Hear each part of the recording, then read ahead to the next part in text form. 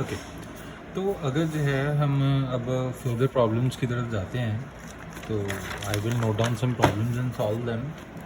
जैसे एक प्रॉब्लम जो है वो मेरे पास ये थोड़ी लेट्स से एडवांस लेवल की, मतलब उससे थोड़ी अच्छे लेवल की प्रॉब्लम्स हैं। ओके, मैं इसको लिखूँगा बेटर प्रॉब्लम्स, राइट। तो सबसे पहले जो है वो मेरे पास प्रॉब्लम आ जाती है a² minus 4a plus 3 plus 2b minus b²। अब यार अगर मैं देखूं तो एस मेरे लिए कुछ भी परफेक्ट तो नहीं बन रहा है। तो मैं क्या करता हूँ, मैं जो है जैसे ए का परफेक्ट स्क्वायर बना लेता हूँ और बी का परफेक्ट स्क्वायर बना लेता हूँ। अगर कोई मेरे पास कांस्टेंट बचता है तो वो अपना अलग से रह जाएगा, और अगर नहीं बचता है तो वो यहाँ पे जो है हमारा पूरा यूटिलाइज हो जाएगा। ओके, जैसे अब फिर से वही चीज़, a² का कोफिशिएंट 1, a का कोफिशिएंट -4, ठीक है, माइनस को भी आपने ध्यान में रखना है। तो -4 है, तो -4 को अगर 2 से डिवाइड करूँगा क्या आएगा, -2 आएगा। a-2 का होल स्क्वायर, क्योंकि यहाँ पे हम 3 या किसी भी और चीज़ को यूज़ नहीं कर रहे हैं, यहाँ पे एक 4 बचेगा, उसे न्यूट्रलाइज करने के लिए हम -4 कर देते हैं।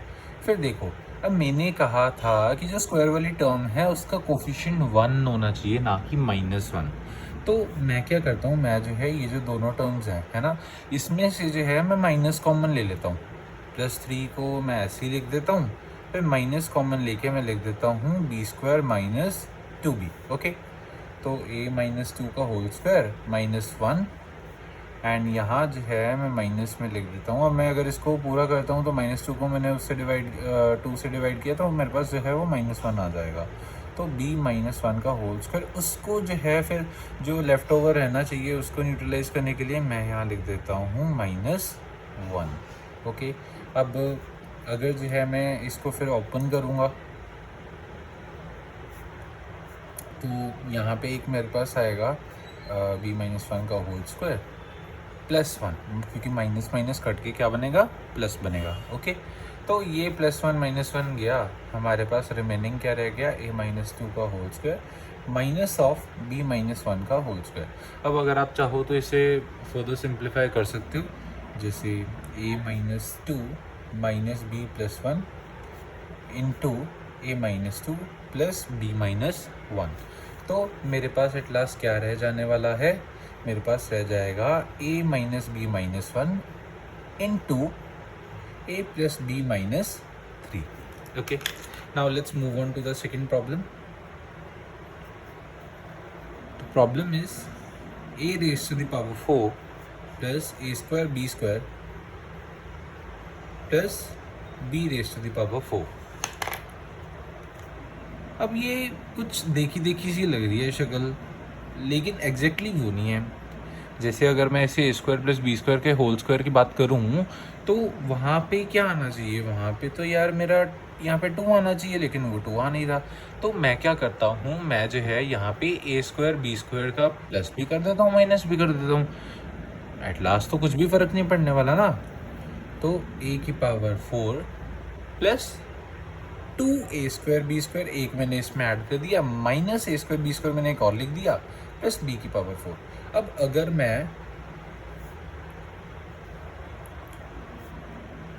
ये 3 टर्म्स के ऊपर गौर दूं, है ना, तो वो क्या बन जाएगा, वो मेरे पास बन जाएगा a² प्लस b² 2, है ना।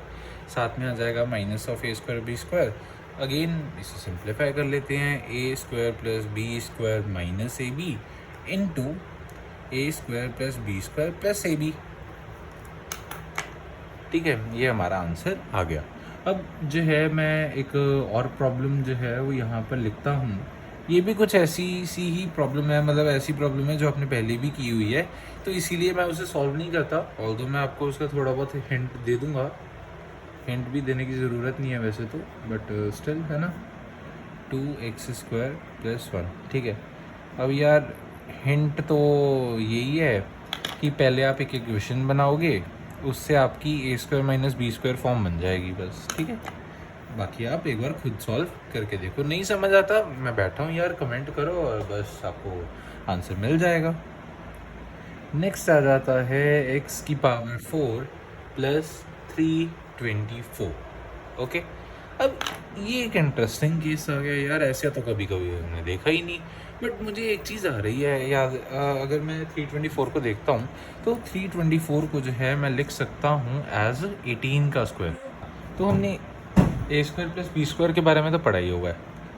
अब ए स्क्वायर और बी स्क्वायर की अगर हम बात करें तो ये बन जाता है एक्स की पावर 4 प्लस 18 का स्क्वायर। इसको मैं क्या लिख सकता हूँ, इसको मैं लिख सकता हूँ एक्स स्क्वायर का स्क्वायर प्लस 18 का स्क्वायर। अब हमने पढ़ा ही था ए स्क्वायर प्लस बी स्क्वायर को हम दो फॉर्म्स में लिख सकते हैं। मैं सिर्फ एक ही फॉर्म में लिखूँगा, दूसरी फॉर्म आप एक बार खुद अपनी नोटबुक में लिख लो। एक्स स्क्वायर प्लस 18 का whole square minus 36 x square. Okay,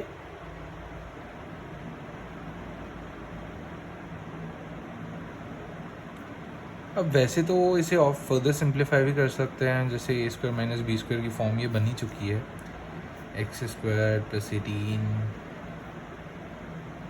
minus 6x and x square plus 18 plus 6x।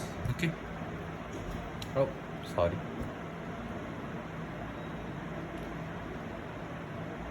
अब मैं आपको एक प्रूविंग देता हूँ, ऑल्दो इतनी नेसेसरी भी नहीं है, बट स्टिल मतलब अगर आप कर भी लोगे तो इट्स अ गुड थिंग।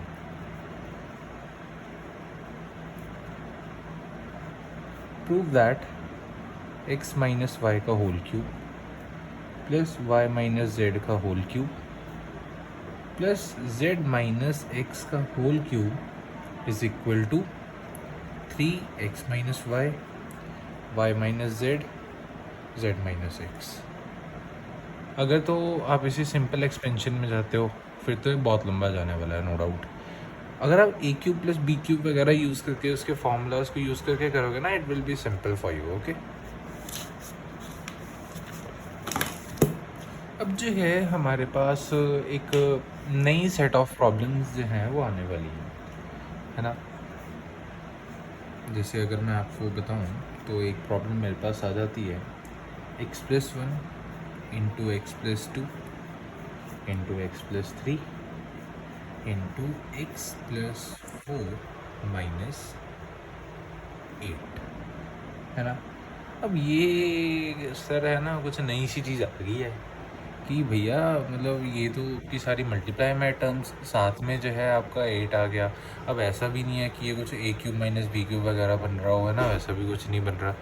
तो यहाँ पे क्या है कि यहाँ पे ना कुछ प्रोसीजर होता है, कुछ स्टेप्स होते हैं जो कि फॉलो करने होते हैं, या फिर कोई थिंकिंग होती है जो आपको लगानी होती है, वो मैं पहले कर देता हूँ, फिर आपको मैं समझाता हूँ कि वो मैंने किया क्यों, मतलब what was the reason behind that, है ना, उसको यूज़ करने का रीज़न क्या रहा था। तो लेट्स डू इट।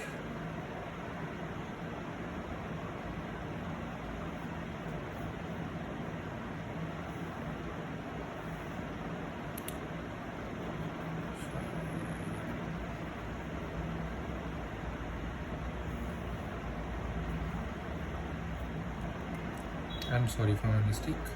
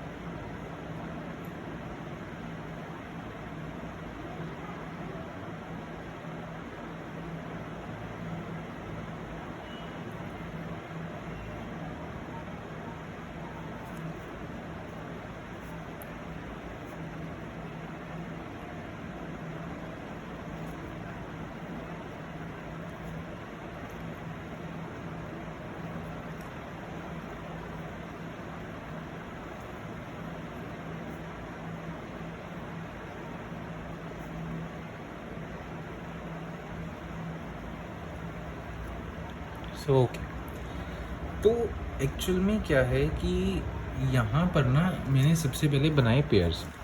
हाँ, मैंने पहले थोड़ी सी गलती ज़रूर कर दी थी, I am sorry for that. लेकिन पेयर्स जो है वो मैंने, आप ये देखो, इस तरीके से बनाए हैं कि ये जो मेरी टर्म है ना, ये जो टर्म है ये सेम आए, यहाँ पे भी मतलब x square plus 5x, x square plus 5x, दोनों जगह पर जो है मेरा एक्स स्क्वायर प्लस 5x आ गया। ऐसी कुछ प्रॉब्लम्स में जो है, अगर तो यार देखो पता है क्या होता है कि दो केसेस होंगे, है ना, इन प्रॉब्लम्स के दो केसेस होंगे, केस 1 और केस 2। केस 1 तो ये रहेगा कि यार ऐसा कुछ बन जाएगा कि आपकी जो कांस्टेंट को छोड़कर जो बाकी की टर्म है वो कॉमन आएगी। अगर मान लो ये केस होता है फिर तो ये प्रोसीजर करना है। अगर ऐसा केस नहीं होता ना तो इन दैट केस ज़्यादा कुछ नहीं करना, सिंपली सिंप्लीफाई कर दो और भाई उसका कोई ऑप्शन नहीं है ना। लेकिन केस 1 में क्या है, केस 1 में जो है मैंने जैसे मुझे ये पता है कि अगर मैं यहाँ पे इसको 1 और 4 को ऐड करूँगा तो मेरे पास 5 आ जाएगा, 2 3 को ऐड करूँगा तो भी 5 आ जाएगा, है ना। तो similarly x square plus 5x plus 4 आ गया है, यहाँ पे मेरा x square plus 5x plus 6 आ गया। तो अब मैंने इसको टी मान लिया, इसको टी मान लिया, है ना। देन इसको सिंप्लीफाई, देखो सिर्फ इस टर्म को, है ना, वो एक्स टी मानने से जो है मेरा इतना आसान हो गया। अदरवाइज़ मैं फिर पहले एक्स स्क्वायर से मल्टीप्लाई करता, फिर मैं 5x से करता, फिर मैं 4 से करता। कम से कम आप ऐसे लगा लो कि मेरी 6 टर्म्स तो बनती, उससे ज़्यादा बन सकती हैं, बट वही है ना इतना। वैसे तो 3 × 3 मतलब 9 बार आपको अलग अलग टर्म्स जो है वो लिखनी पड़ेंगी, तो इतना लंबा करने की जगह जस्ट शॉर्टन इट, है ना। उसको शॉर्ट करने के लिए मैंने क्या किया, मैंने पेयर्स बनाने शुरू कर दिए। अब मैंने पेयर्स इस तरीके से बनाए कि ये टर्म जो है वो मेरी सेम आ जाए, मैं उसको टी मानूँ और t+4 t+6 -8 खत्म भाई, ऐसे करना है। ओके, अब एक क्वेश्चन मैं और लिखता हूँ ऐसे ही।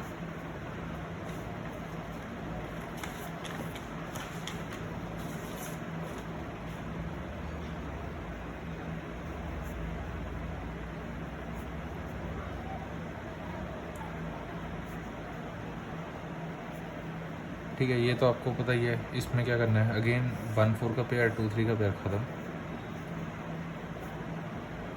एक और क्वेश्चन आ जाता है, x - 3 × x + 2 × x - 6 × x - 1 + 56। अब यहाँ पे पेयर्स बनाओ, है ना। आप भी सोचो, मैं भी सोचता हूँ। अब पेयर्स अगर मुझे बनाने हैं तो -3 और -6 -9 ना, यहाँ पे मतलब 1 बन जाएगा तो ना। -3 - 1 -4 -2 सॉरी -6 + 2 -4। ओ यार, ये तो पेयर्स बन गए, इसका पेयर और इसका पेयर बना लिया मैंने पेयर, है ना। मेरे पास आ गया x² - 4x + 3 एंड एक मेरे पास आ गया x² - 4x - 12 + 56। अगेन वही चीज़, t+3 t - 12, तो ये मेरे पास आ जाएगा t² - 90 - 36 + 56, t² - 90 + 20।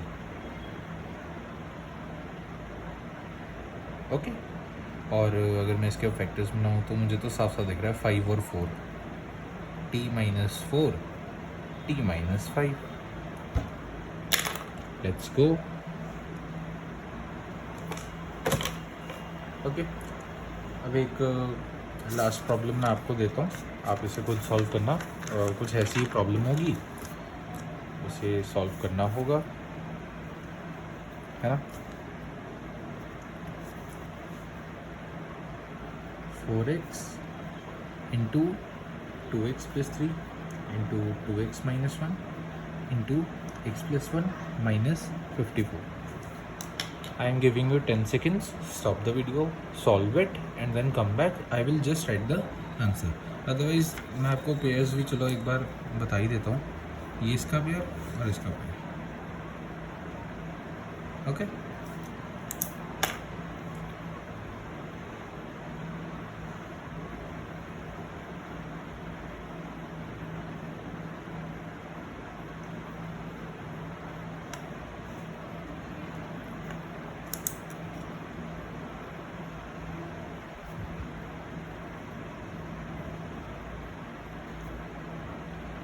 तो इसका आंसर जो है वो हमारे पास होगा 4x square plus 4x plus 6 into 4x square plus 4x minus 9।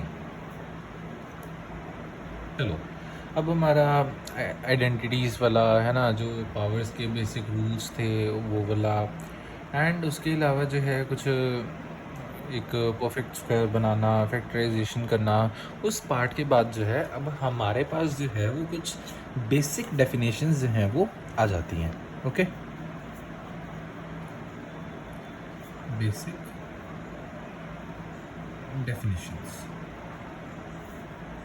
अब जैसे prime numbers,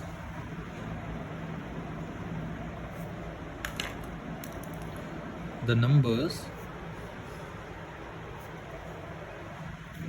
having 1 and itself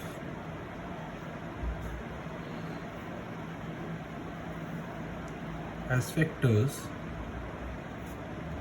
are called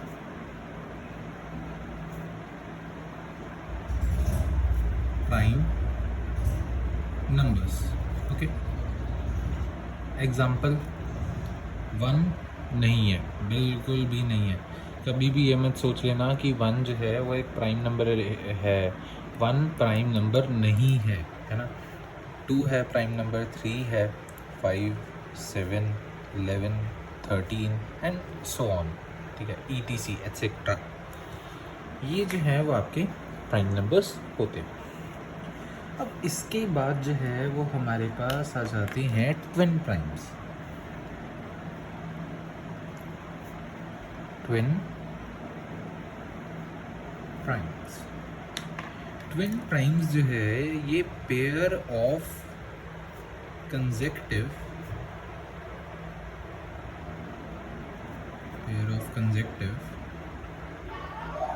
prime numbers होते हैं whose difference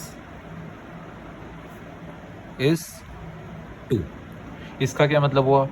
2 और 3 ट्विन प्राइम नहीं होते, है ना। यहीं पे देख लो, 2 और 3 का डिफरेंस 1, तो ये ट्विन प्राइम नहीं है।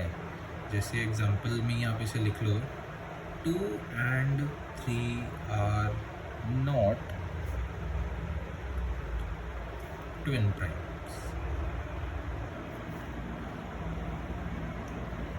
ओके, ये दोनों जो हैं वो आपके ट्विन प्राइम्स नहीं है, बट 3 and 5 है।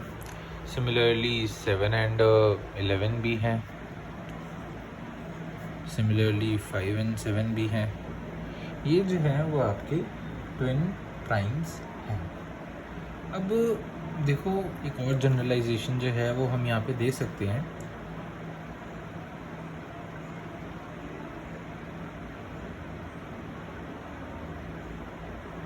कि 3 और 5 को छोड़कर बाकी सभी ट्विन प्राइम्स को, मतलब जैसे 5, 7 हो गया, उसके बाद 11, 13 हो गया, इसको जो है हम as a 6n - 1 and 6n + 1 की फॉर्म में जो है लिख सकते हैं। लेकिन जनरलाइजेशन ये मत ही दो ज़्यादा बेटर रहता है। क्यों? क्योंकि वही जो है अगर आप 7, 11 के लिए करने जाओ तो वो अप्लाई नहीं होगा। वो सिर्फ उसके लिए करता है कि 5, 7 हो गया, 11, 13 हो गया, उसके अगले कंसेक्टिव हो गए। लेकिन वो उसके लिए अप्लाई नहीं करता कि आप बीच में से कोई 2 उठा दो, है ना। ऑल्दो ये भी ट्विन प्राइम्स हैं, बट स्टिल, है ना। अब अगर जो है वो मैं बात करता हूँ को प्राइम्स की, है ना। को प्राइम्स जो है वो नंबर्स होते हैं जो कि ऐसा भी हो सकता है कि प्राइम ना हो। ऐसा भी हो सकता है कि को प्राइम्स प्राइम ही ना हो। को प्राइम्स जो है हम उन 2 नंबर्स को कहते हैं, those two numbers